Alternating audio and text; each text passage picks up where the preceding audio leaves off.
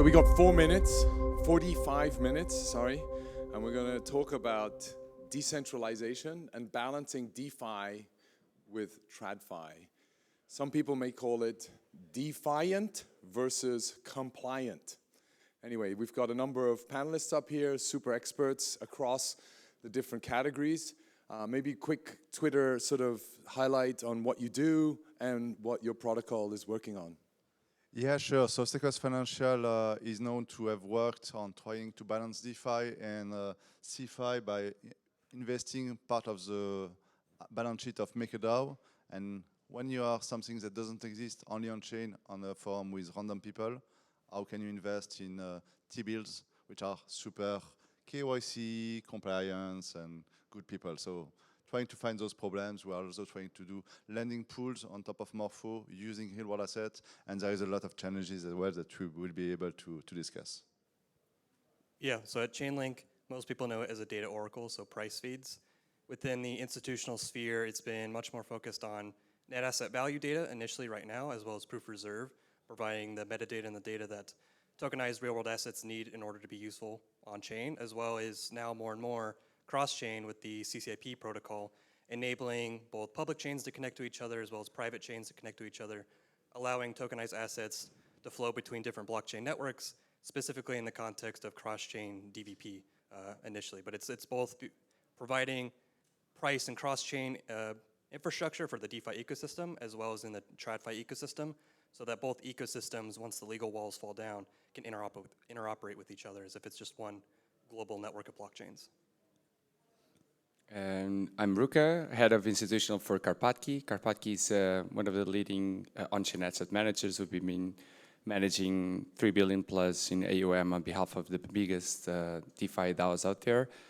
We've since expanded the breadth of services to position ourselves as service providers with relationship with anything finance related. So it's mostly capital raises, debt structured, M&A, budgeting, whatever.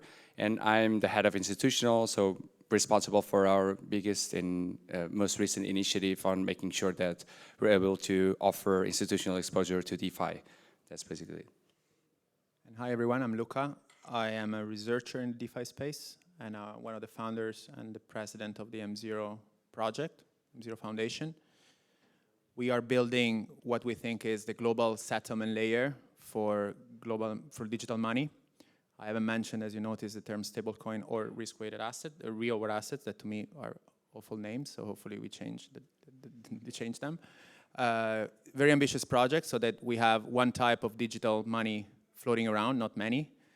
In order to do that, we concluded one of the largest ever fundraising campaigns from some of the best investors in traditional tech, like Bain Capital, crypto tech, like Pantera, and some of the best strategy players in the space, like Galaxy, Wintermute, GSR, Caladan, and a few others. So happy to be here. Yeah, so I'm going to start off, right? So defiant, right? So Amazon never asked Barnes & Noble for permission to compete against them, right? So how is and are the principles and ideals of DeFi itself, which was automated market makers, to try and sort of accelerate the development and move away after the GFC into a more decentralized fashion? How are we in the industry going to work with TradFi to accelerate TradFi to move across into this same direction outside of a permissioned platform? And I think Chainlink, I know very well. Chainlink's a big backer of Truflation, so disclosure. But Chainlink has started by actually really working with the heavyweights, right, with the Bank of International Settlements and other financial institutions to bring the latest movement has been NAV on the blockchain, right? And so how do you see that working? And it's been a long, patient, nurturing of the institutions to get them down this path. What has it taken to actually make that happen? Yeah, there's a couple different verticals. I would say there's the financial market infrastructure in terms of the SWIFT and the DTCC.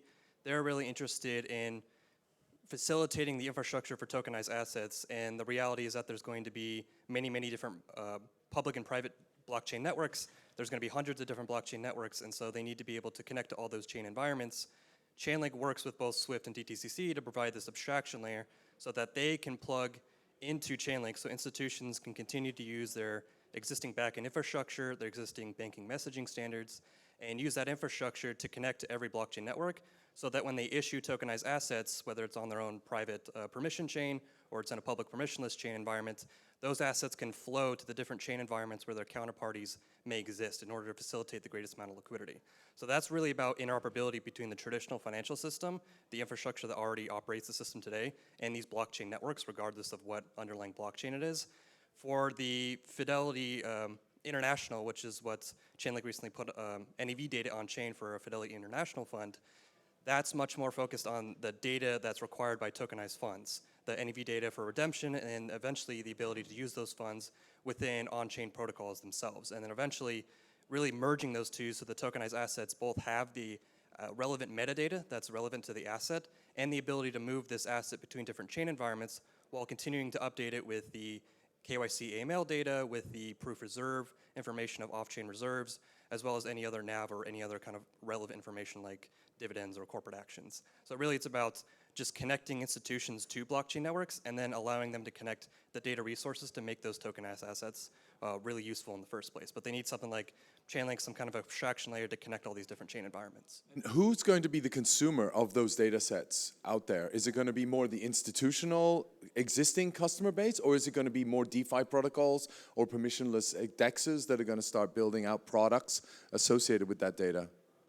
There's, in terms of like consumers for the tokenized assets, there's the DAO protocols that want to diversify their treasury holdings, where they want to be able to access T-bills. That's a really popular tokenized asset right now. There's a whole different diversity of those. That's a really good way for treasuries, DAO treasuries, to diversify their back-end collateral. So that's a notable amount of demand right now. But the long term is that institutions will be the primary value generator, will be the primary source of demand for these tokenized assets. It's just a different backend system, it's a different settlement system. They have their own clientele that they can bring on into their blockchain environment, and the DAO treasury source of demand is really just the initial proof of concept that this system can actually work in an on-chain format. So Ruca, you work with a lot of treasuries, right, at karpatkey and a lot of DAOs. How are you seeing them embracing activities and movements in this direction? Yeah, I mean, actually responsible for some of those initial allocations onto those RWA products. It's a mixed feeling, right? Because on the one hand, like the value proposition would be to sort of divest or into uncorrelated assets, if you will. But on the other hand, there's always the counterparty risk and all of those, you know, those processes that get out of the control as soon as they get off chain, that DAOs tend to panic. And those being decentralized decision-making processes means that everything has to go through governance, and most probably some sort of committee has to arise to be able to underwrite all of those solutions. And it's been a time-consuming process for sure. I mean, the demand is there. I'm not 100% sure that will be the lowest hanging fruit, to be honest with you. And especially given the current market conditions where DeFi yields are higher than the typical risk-free rate, I'm just, you know, a little bit wary of sort of market conditions as, you know, the potential not to, you know, provide the adoption that is expected. So let's see. So you're saying that actually the yields in DeFi could be actually greater and more of stronger interest to certain DAOs than the yields that you would get in TradFi products? Yeah, the thing is that DAOs inherit a lot of that degenerate sort of behavior, DeFi native one, right? Where, you know, everybody is looking for the highest return. They're not necessarily paying a lot of attention to risk, and that's been, you know, a lot of our role into educating, you know, the DAO constituents and making sure that we plan ahead and make sure that we diversify and then we maintain a runway, for instance, and that's been a lengthy process. Unfortunately, that specific market segment is much more concerned about maintaining their funds on chain at all costs, and especially looking for the yield opportunity. So, I don't know. And I mean, personally, I prefer that angle, right? Because it's crypto money supporting crypto projects, right? And then in essence, how do we attract and get more legacy TradFi money into the crypto sphere And I think that's what ETFs have done to a certain extent. But I think from your perspective, Sebastien, maybe you're working with MakerDAO, you were mentioning, right? MakerDAO is one of the biggest treasuries in let's say, in the crypto space. How do you view this as sort of doing it directly? You were talking about T-bills earlier, tokenized T-bills, which is really sort of helping fund the $34 trillion deficit-oriented institutions. Yes, no. I started to push for tokenized T-bills in 2022. Rates were way lower. It was a good opportunity. But you push. Products started in 2023.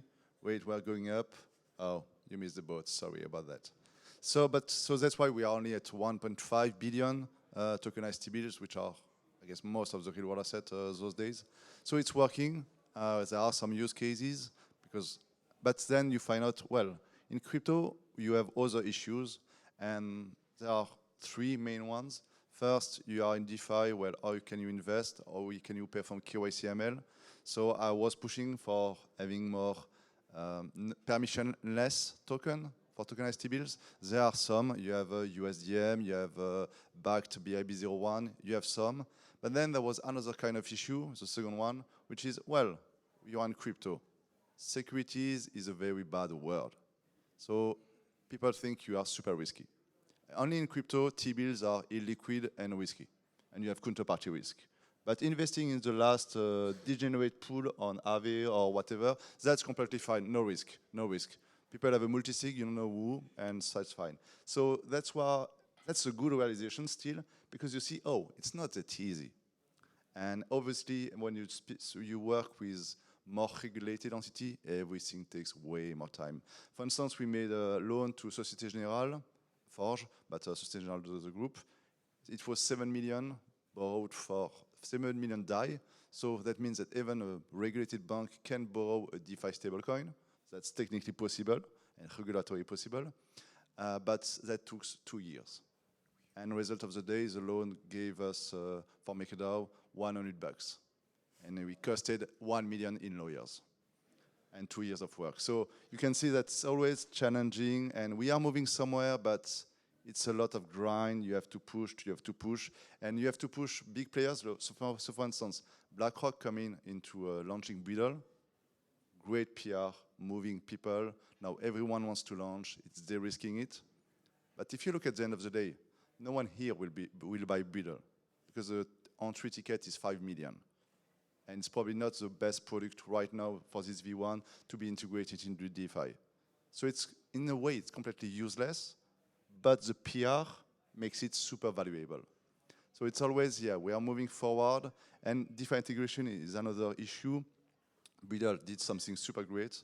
There is 100 million of liquidity, so you can sell Beetle in the same block and get the stablecoin in exchange. Ondo is providing those as well. Ashnot is providing those as well. That's why we are integrating into the Morpho pool. We were just able to take 40 times leverage in one block with a T-bill. Something unheard of in TradFi, without any counterparty risk, because it's payment versus delivery. Yeah. So those are the kind of stuff, so it's taking way longer than expected, and it will take longer than expected, but it's moving. And so everyone here should continue to push and grind every day to get somewhere. So what Sebastien's not telling you, he's actually 20 years old, and he's just come out of college, and that's what it takes to get to. No, just joking, sorry. Yeah, but on that note, right, so you're looking at that tenacity to actually change it with very little upside at the moment, but then you're talking about being able to leverage those assets and borrow 40x against that. That's actually then making it, you can then actually use that collateral to then actually grow and find alternative capabilities with those funds, right? Yes, completely, and it would be great to use this product as collateral, for instance, on the perp markets. So they could be DeFi or CeFi related, but the perp markets you are using, your margin is usually in USDC, so you are not earning anything on it. But again, it takes time, and people are saying, oh, that's a security. So you know what's the difference between USDC and USDM, except the last letter? There is none. One you get the yield, the other you don't. Both are regulated in different jurisdictions, but one is considered super safe. And the other one, well, it's probably a security, we don't know, so we don't want to touch it. Come on, just touch it. I mean, it will not bite you. There will not be the Fed coming if you are invested, especially, except if you are Americans, obviously. What I'm saying is not for American people, but for the rest of the world, no one will put you in jail because if you are touching a token on the blockchain. So I'm sure you've got something to say about that, right? With how is M0 different to USDC and USDM, and then where do you see this market evolving? Right, Luca. I think that to answer these questions in a smart way, you need to abstract one level higher. And I think that, so there are a few reasons why we are seeing what we're seeing. So DeFi wants to disintermediate the financial services. New intermediation. Are the financial intermediaries going to be our friends? Of course not. If I was a CEO of a bank, I would try to kill DeFi every single day. That's it. So like the only way you can do it is build in parallel and then be big enough just to integrate when it makes sense. And there are some like also good faith skepticism because it's experimental. There is a lot of risk in experimental technologies. Good. There is another reason why like it's difficult to compete bringing traditional use cases in DeFi. Because DeFi has a lot of capital, but it's equity capital. There is no use cases, but there is a belief for the future. So people are willing to take equity risk and risk to get returns. That's the use case of the DeFi crowd. It's a risk-on crowd. This crowd doesn't care about risk-free yields.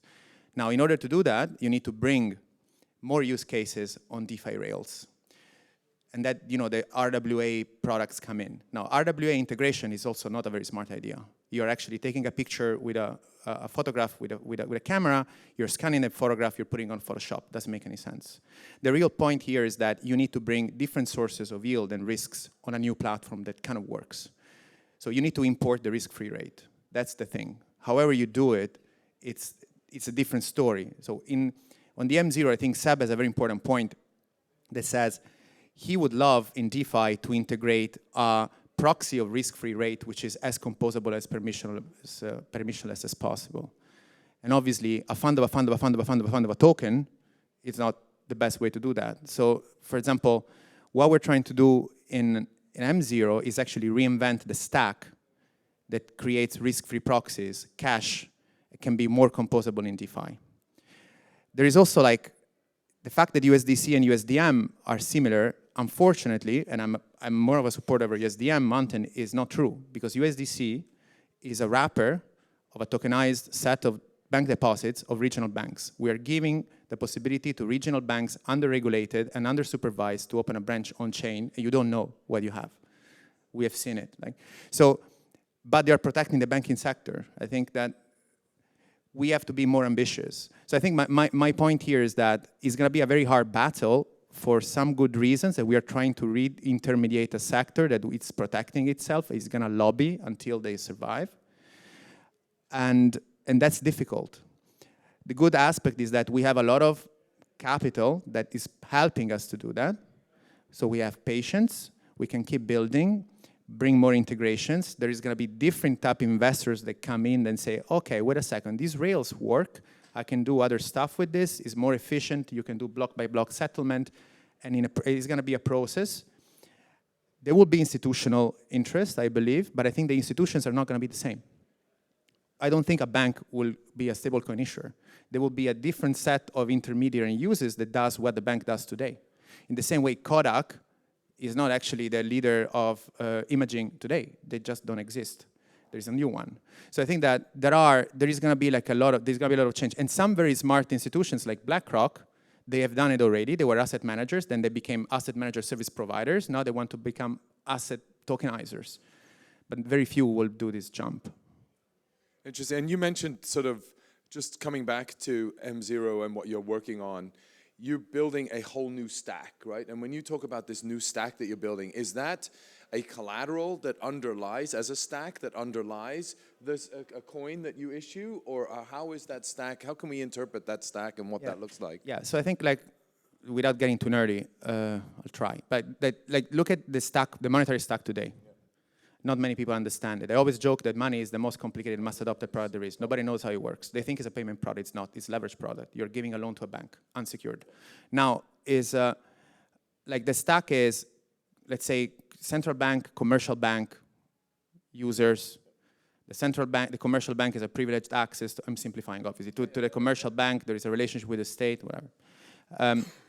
So now how stablecoins V1 are happening is that you have the same stack plus you have a token of a bank deposit. It's just like a digital receipt that you have something in a bank.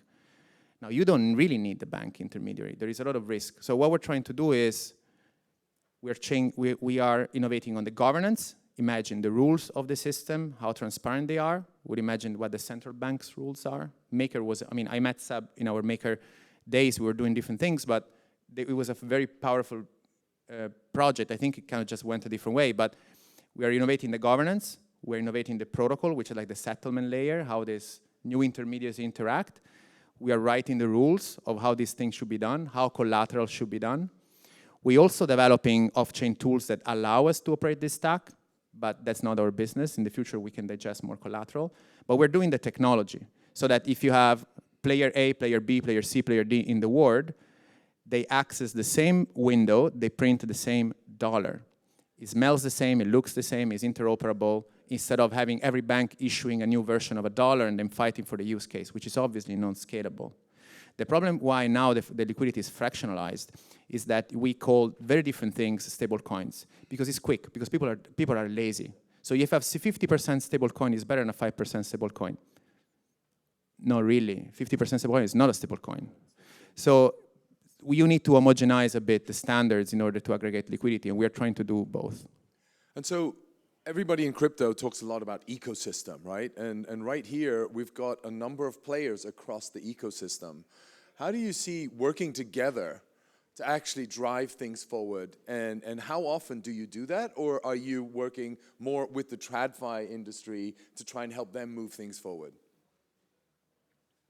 Any of the panelists? So at Steakhouse, we try to do both because we try to be in the middle. And so it's interesting because it's difficult with both, especially when you are dealing with real-world assets. Because again, on the DeFi side, they are saying, oh, that's risky, complicated, KYC, all that. And on the TradFi side, well, let's have a meeting in 3 weeks to set the time of the meeting in 1 month. And it's complicated, we need to have buy-in and so on.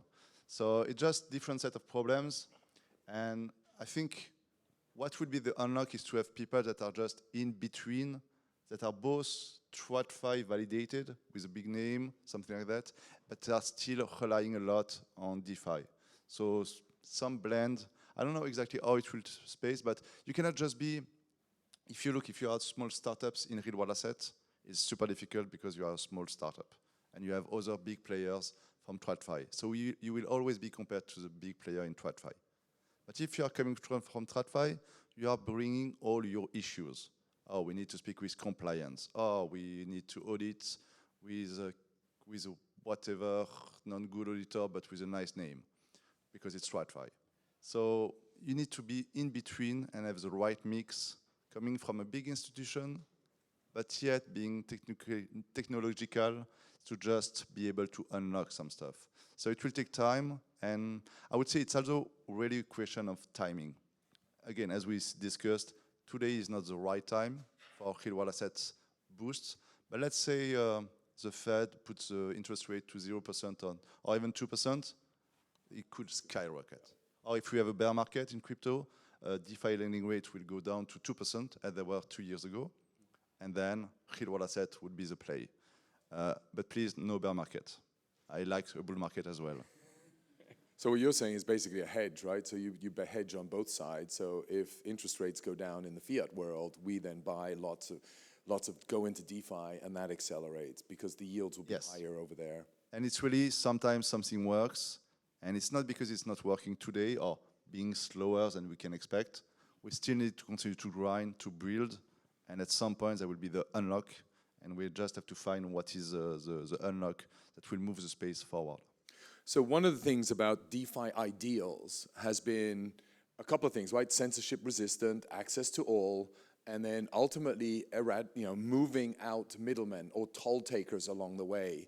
How do you see us trying to do that? If I look at all the chains now that you mentioned earlier, permissioned, you can only access these certain assets if you're KYC'd and you're proven to be an accredited investor.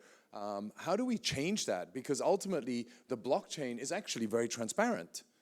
And if I've KYC'd myself or I've whitelisted my wallet address, why shouldn't that be the interaction immediately? I can follow I see the ledger, I see the flow of money. Why do we still all succumb to the requests of TradFi to go compliant instead of hiring lawyers to fight that angle and counter that and be a bit defiant? Because it's only depending on us. I mean, everyone here and watching the stream, you will shape the future. 3 years ago, everyone was telling me from TradFi or whatnot, first, oh, everything will be on private blockchains. No one is saying that anymore. Now, stablecoin, seriously, they cannot remain permissionless. Government will say, well, we need KYC and so on. Now we have MiCA, they are not asking it. Now there will be maybe 100 billion, maybe 1 trillion in a few years, and then it will be too late. Just too late to do KYC on everyone. They will try, but it will be super difficult for them. So again, and it's the same stuff. If everyone is moving from USDC, USDT to yield-bearing stablecoin or others, but permissionless stuff, then the regulation will evolve for that because it will be just too late. Yeah, I 100% agree with Seb. I think we are in the future making game, not future guessing game. You know, we are, like, you know, I'm one of the founders and a CEO of a large company that has fiduciary duties over the investors. We raised more than like $60 million from big investors. So we care about the compliance. But there are two different ways. And I think that what I always say to myself is like, you need to be proud of what you're building, to defend what you're building in front of an audience. You don't need to be compliant necessarily. The compliance game, I used to work in investment banking. There were huge in big Wall Street banks. There were huge compliance departments. The job of the compliance departments is to make sure you're compliant, not just to do good things. So I think that we need to be bold and defend our design choices. For example, like, you know, Seb mentioned about KYC. The big topic in stablecoin is like blacklisting functionality. Blacklisting. Yeah, we don't want terrorists to have like blacklisting. Do we understand what blacklisting means? It means that there is one person with a button and can just wipe out your wealth anytime for whatever, political reasons or whatever they think. Do we think this is a good design? I don't think it's a good design. But you go to any lawyer or anyone and says like, you're thinking of not putting a blacklisting functionality in your contract. You're crazy. So I didn't put a blacklisting functionality. Our engineers didn't put a blacklisting functionality in our M0 stablecoin. Why? Because we think it shouldn't be at the core protocol. Now, if you want to distribute a permissionless asset within a certain area where you think you should have certain requirements, you can wrap that stuff in a different contract, include your limitations that you want to comply with. You can do very good AML research on chain because everything is visible. By why on earth do you need to put like a switch off button global, and to whom would you do it? Would you give it to the US or to China or to the Pope or the Dalai Lama or to myself? So like it's like the fight. So, but you need to defend it, right? You need to say, I'm not going to put a blacklisting functionality on the internet, giving a button to anyone. Then maybe we can do abstraction layers where we have more controls. But I think that founders, builders, researchers, they need to be brave enough to defend their design choices. And the world will adapt because then it's going to be too late. I think on the other side of that coin, it's not only people within crypto defending their design choices, but I think the institutions and people in DeFi have a similar goal. Ultimately, they want to make money, they want to earn yield, and the institutions are the ones who actually have the leverage and the power to actually shift the rules and regulations into their favor. I'm sure that plenty of institutions see Tether making $4.5 billion in profits a quarter and are basically drooling over that opportunity, but are currently prevented. And I think as those opportunities continue to present themselves in a crypto format, the increased efficiencies and the higher yield opportunities, they're going to want to push for those opportunities, and they'll be naturally compromised, I think, inevitably on both sides, both providing TradFi institutions a level of comfort that they want to be able to step into this arena, while having some environments that are more permissioned on-chain, but still maintain a lot of the primary benefits of having an on-chain finance ecosystem, which is a publicly auditable ledger, the ability to compose all these applications together, and the global accessibility where you don't have to go through a myriad of different intermediaries just to transfer dollars or assets globally. So I think it's really, both sides really want the same end goal, which is a global financial system where you don't have to go through a million rent-seeking intermediaries. The people in crypto are building the protocols, and the institutions are seeing all those protocols being built, and they want to be able to access those benefits.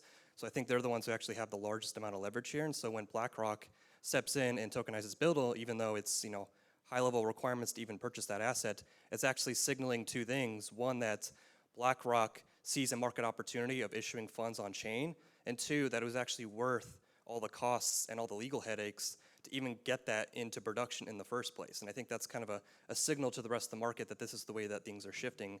It's actually worth the pain and effort to actually push forward on both the internal and your lawyers, but also on the other regulators, that this is actually a market opportunity that institutions want themselves. Yeah, I just wanted to add one thing that I leave to my friends to add, but I think it's very dear to my heart. I think that first of all, like when we talk about intermediaries, it depends, right? When you talk about TradFi, who do you talk to? Like, for example, we all mentioned asset managers. Asset managers really like to bypass they control the assets. We haven't mentioned about banks. There are no banks here because we are eating the bank's lunch, and they don't want to do it. So I think also who you're talking to, like there are more like crypto-friendly intermediaries, less crypto-friendly intermediaries. For me, the banks, for example, is an example. Banks lost the credit underwriting battle. They don't underwrite high yield credit for the last 10 years. This is shadow banking and funds. Now they want to defend the only monopoly they have, which is deposits, and they will just tell you any possible way that they are the safe place to park their money. So that's the first thing, I think. But the other one is, I think that we shouldn't forget, like you mentioned the ETF. Like I think the Bitcoin ETF, to me, is the most inspiring stories of the last 50 years, because it is an asset completely grown from the bottom up, no leadership, no control, and look how quickly it shifts. 10 years ago, didn't exist, whatever. Like 5 years ago, it was the money of the scammers, terrorists, narco traffic. And then it was like the North Koreans, whatever. And now there's money to be made. So we have ETFs on Bitcoin, and it's fine, commodity. So the things change very fast. And to your point, actually, I think Tether is the perfect example. It feels a little bit like Uber back in the day, where they navigated in a gray area, went to the market with a straight and super clear value proposition, positioned themselves to a point where they're now clear market leaders, and they can now expand and then go through the hassle of sort of regulating themselves and becoming appealing to the existing incumbents. So I tend to be super pragmatic when it comes to user adoption. I always say this internally at Karpatkey, we are not sure whether tokenizing, real-world assets as they are right now is the way to go, given existing market conditions. And the reason for that is, who's the buyer, really, right? If it's the traditional sort of, TradFi guys, they're just a phone call away from, getting access to those same assets off-chain, right? If it's the on-chain guys, you really have to be careful about who you're marketing to, because these guys are totally different agents. They have, different risk profiles and whatnot. So we tend to be super pragmatic. So right now what we're looking at is, okay, maybe giving existing market conditions, maybe now is the time to promote DeFi, go in the inverse direction and actually promoting DeFi to the institutional side. And the reason for that is because it's appealing from a yield perspective. It's been battle tested, right? If you take into account the most sort of blue chip sort of money markets and AMMs and whatnot. And I think right now there's battle tested sort of asset management layer that can deal with the complexities and be able to wrap that up into a simple product that you understand, and then you can extract value out of it. And then you start from there, right? And then you can go to the more complex sort of structures where you can benefit from, having atomic sort of liquidity and programmatic sort of smart contracts that give you access to innovative financial products. But let's start from, the basic stuff, and then grow from there.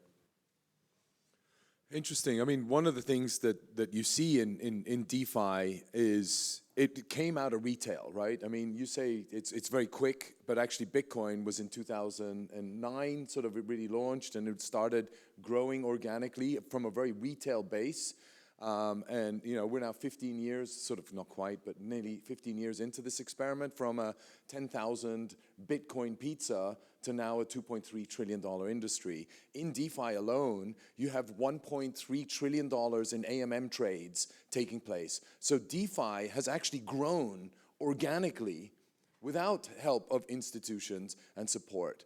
And so what you're saying is actually these tools that have been created, how do we then market them to the TradFi so that then all of a sudden the new financial institutions that rent all the top tier properties in downtown central hubs of cities around the world are no longer traditional banks, but now the new banks, which will be maybe Steakhouse Financial, and will be Karpatkey, will be Chainlink, etc. For us, like our mission is always to, grow DeFi as sort of a permissionless financial market. We think that, the technology is there to become the economic infrastructure for, from now on.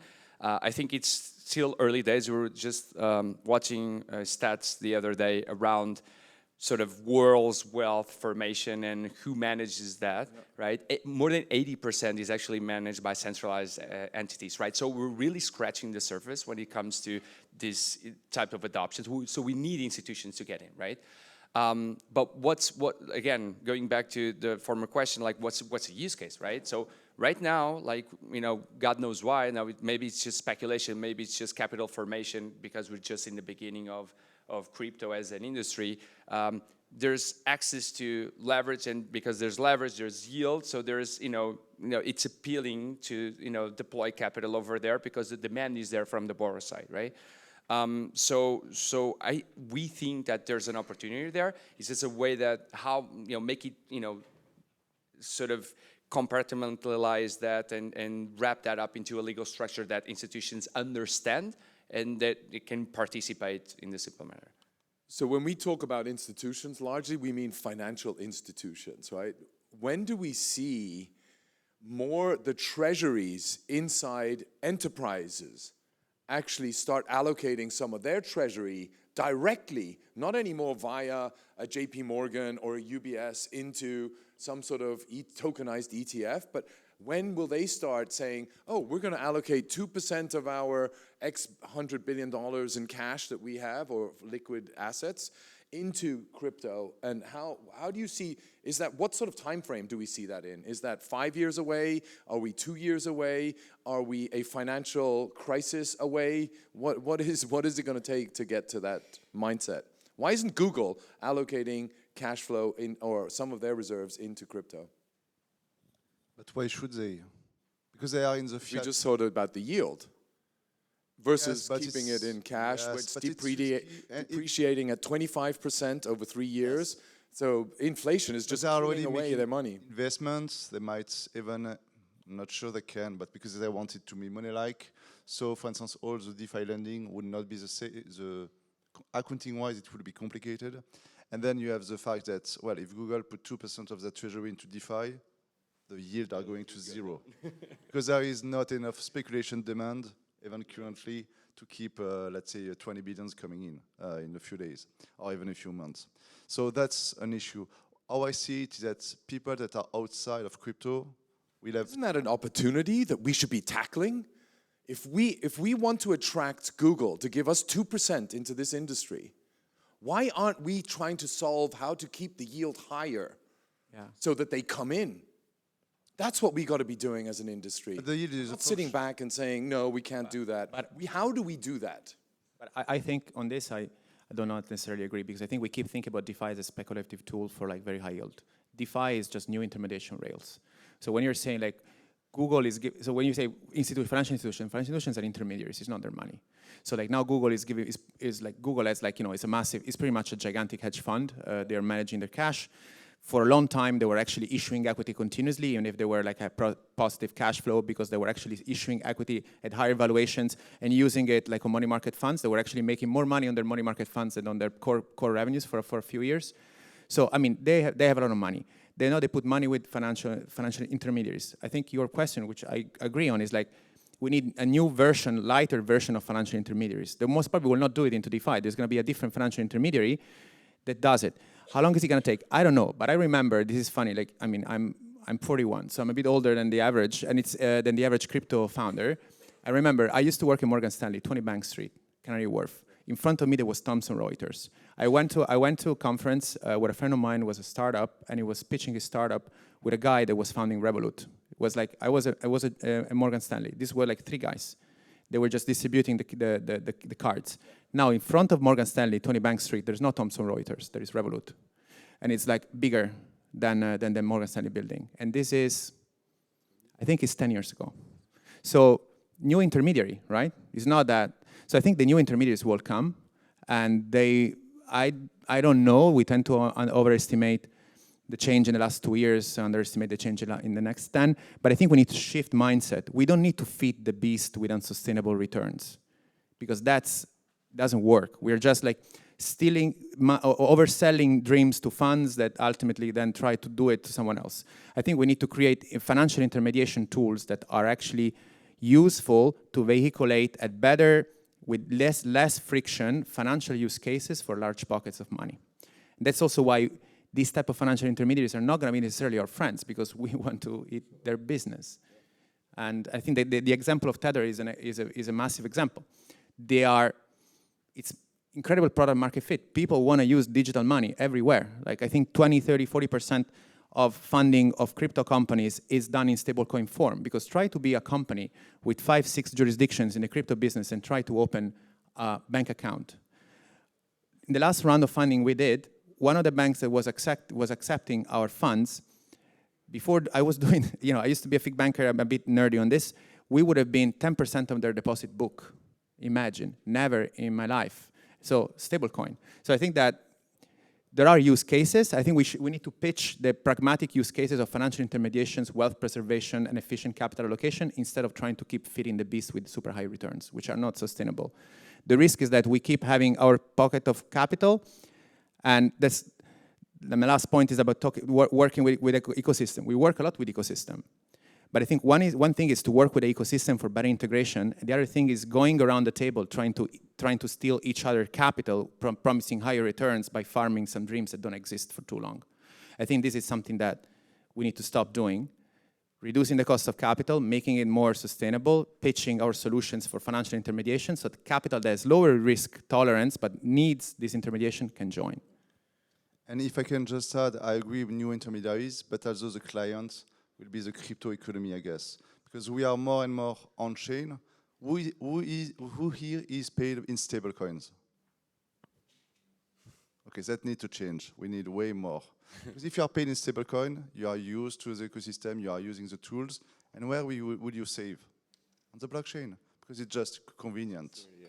Yes, and that's why so we have more and more startups having money, making revenues.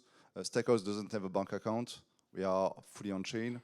So those people will generate revenues, invest their treasury on chain, and that will grow the business over time. And same people all around the world in different currency, which will be different stable coins, one for each currency, and that will grow the adoption internally. And I think to that point, I think people in the West, most people have access to a reliable banking system. They have access to dollars already. So for a lot of people, the value prop doesn't necessarily click for them, but for people in developing regions or in countries with failing fiat currencies where they don't have a reliable banking system, or if their bank offers dollars, then it's dollars that could be taken away from them, or it could be exchanged to their local currency at a fake exchange rate. Like, that's the primary area where DeFi actually has the most benefit. It's not being able to earn 10,000% APY because there's a yield farm and crypto speculators paying out that yield, but because there's a reliable access to dollars and the ability to put that into Aave and just earn yield either on the speculators or put that into like tokenized T-bills and earn yield and don't have to rely upon the local banking system, which may just take away their assets, or they don't even have access to dollars in the first place. So I think there's like a bit of a disconnect between those in the West seeing crypto as primarily a tool of speculation, as like effectively lottery tickets. That's why we have this meme coin meta, unfortunately, going on. And then there's people outside where it's much more about stable coins and just being able to access dollars in the first place. Earning yield on that is really just like a cherry on top for a lot of people. So I think it's really region dependent who's the biggest benefactor here. Yeah, and I think that's a big point, right? I mean, a lot of people, we always forget that there's 1.7 billion people out there on the planet that don't have access to financial services as we are used to them, right? And I think that's a huge opportunity, but that's all through permissionless access to it, right? And I think from a Chainlink perspective, what I like is the vision that there's going to be thousands of different blockchains, right? Everybody's going to have a permissioned blockchain. I'm going to have a permissionless blockchain. I'm going to have a fully private blockchain. So everybody will have different types of blockchain, and they'll all operate with each other, and hopefully money will flow super easily amongst them. But on that note, I think one thing that we're coming to the end of the panel, one thing I want to bring up is I was at there was a stable summit earlier, so stable coins as well was a big topic, and DeFi. And one of the moderators actually had lost her, she was in DeFi, she's been in DeFi since 2017, and she'd lost energy and desire and passion for the industry. And she felt that it's not an exciting time in crypto anymore, so I'm gonna move into another industry. And so on that note, I think it's the most exciting time to be alive. We've got the most innovation taking place in this industry, and we are providing one of the biggest disruptions in the industry, and the biggest and toughest industry to provide disruption in, as you were talking about earlier. So I just want to ask each one of you, maybe just one word or two words on why and what gets you excited about the industry that you're working in. The stablecoin space today is $150 billion. And already hosts a company that makes more profit than Goldman Sachs. Yeah. Now imagine, and it's minuscule. It's like 1/6 of JP Morgan's balance sheet. Now imagine that this stuff 10x. And let's imagine that the current incumbent keeps keeping 70% of the business, which is unsustainable. So there is a space in the next 5 years to build 10 Goldman Sachs on profits. If you're not excited on this, I think you shouldn't be an entrepreneur. Awesome. I like that.